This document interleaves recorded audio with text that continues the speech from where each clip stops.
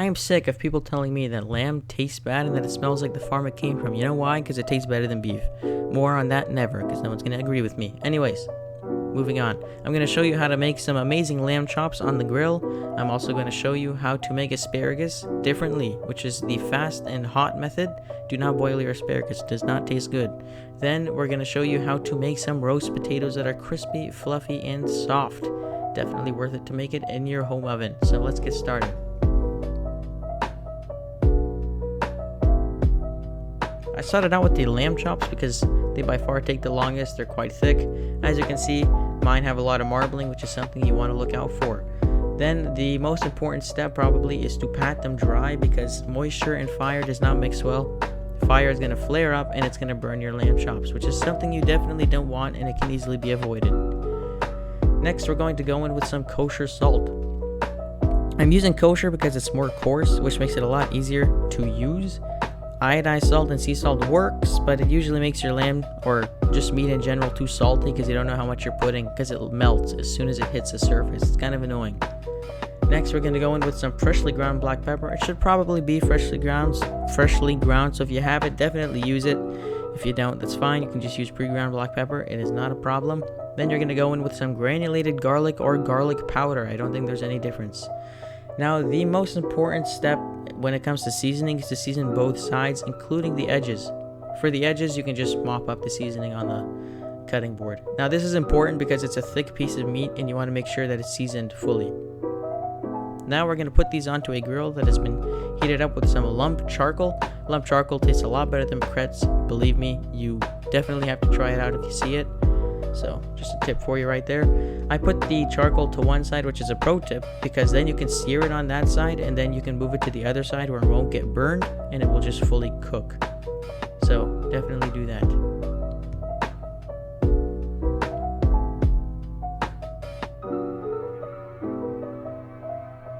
Next, we are going to start on our potatoes. Now, I'm using Yukon Gold because that's what I had in my fridge, but if you have russet, you can definitely use that too. Doesn't really matter which potato you use. I'm going to be peeling these because I don't think the peels taste very good in the final product. You don't have to, but I think it tastes a little better. I put a parchment paper underneath so that I can just pick up all those peels and throw them away easily. And once they are fully peeled, get a knife and chop them into 12 even pieces so that they evenly cook. To do that, I chopped it in half, then I chopped that half in half, and then I chopped those two halves into 3 pieces, or 6 pieces. I hope you got what I'm saying here. You have the video to refer to. Didn't really know how to explain that, so yeah. Next, we are going to get a pot of water heating on high heat, and you can immediately add the potato. That's what I did, and I don't think it made any difference. And make sure to put a little less water than me. I put a little bit too much, so you should probably just make sure that there's enough water to cover the potatoes. Next, add in some baking soda. Apparently that makes the potatoes more fluffy, so I just tried it out. I think it works because the potatoes were a little more fluffy than usual. And you're supposed to season this with salt so that it's internally seasoned. I forgot to do that. It still tasted great, but definitely try that out because it works. So yeah. Next, we are going to boil these until they are so soft you can put a paring knife through them with no problem at all, with ease. Once they're ready to go, throw them onto a cooling rack so that they can lose all their excess moisture. Excess moisture makes them less crispy. Then get a baking sheet covered with 2 or 3 tablespoons of oil. I use olive oil because it tastes good, but you can use canola oil, vegetable oil, just any generic oil. So yeah. Make sure to use your hand or a brush or whatever you have to get the bottom fully covered so that the potatoes get even covering of oil. Then throw those onto there. I toss them a little bit so that they can get an even coating. The even coating is important so that they crisp up evenly. Because you'll notice that if you don't do that, some potatoes crisp more on one side than the other. So yeah, that's why I tossed them. And now this is the part where you can get creative. You can season it with any seasonings you want.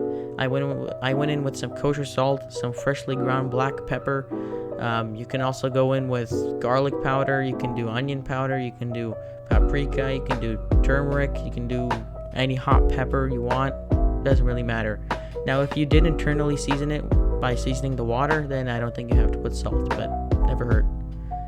So yeah, make sure to have an oven heating like 40 minutes before this so that they can just immediately go in there. Heat it up to 450 degrees Fahrenheit, and once those potatoes are ready to go, throw them in there for 40 full minutes. That's how long they need to get crisped up. The asparagus is probably the easiest element here. We're going to be doing the hot and fast method as opposed to boiling them, which does not taste good at all. Make sure to chop off the bottoms. The bottoms are quite fibrous and they do not taste good in the final product. Get a cast iron, preferably cast iron, because it can take more heat. Non-stick is not as good with high heat. Get some high heat oil on there, and once the oil starts sizzling, when you add a test asparagus, then you can throw in all your asparagus. It's ready to go. As long as you just move it around a little bit, season it with some salt and pepper. Once you see some charred bits, it's ready to go. It's actually like the easiest thing on the video today.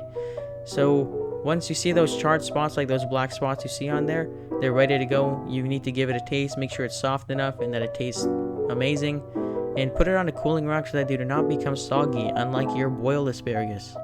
I'm just kidding. That was mean. Anyways, you can flip your roast potatoes like 20 minutes in to make sure they get an even crust. You don't have to, but I think you should, just to make sure that they taste even better than they can. And your lamb chops will be ready to go once they have an internal temperature of whatever medium is. I forget. Anyways, once they have medium is definitely the preferred temperature here. Lamb is super tender and does not need to be medium rare. Okay, but definitely not well done. Anyways, time to plate. Put on one of your lamb chops, throw on some asparagus, and get your roast potatoes and put them into a pile right there, and you have one of the best flavor combinations you could ever have in the world. I'm telling you, this was like actually really, really good. So I hope you like this video. Make sure to like and subscribe. Consider watching more of my videos. I'm going to be posting more often now. So hope to see you guys next time.